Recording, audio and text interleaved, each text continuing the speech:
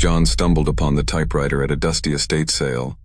It was an old, heavy relic, its keys worn and faded. Intrigued by its vintage charm, he brought it home, placing it in his dimly lit study.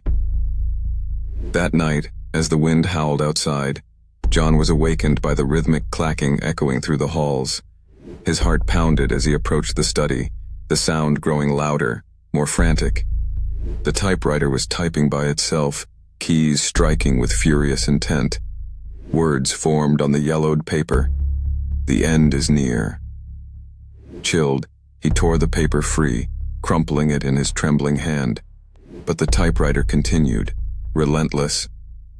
Over the next days, John watched in horror as it churned out more ominous messages. "Death waits for you," it warned. "Flee while you can." Sleep-deprived and paranoid, he tried to destroy it, smashing it with a hammer. Yet the keys moved, undeterred, crafting a final, chilling prophecy. "Tonight, you will join me." Panic-stricken, John fled into the night, but as he reached the street, he was struck by a car, his body crumpling like the paper he'd discarded. The typewriter sat silent, its task complete, awaiting its next owner.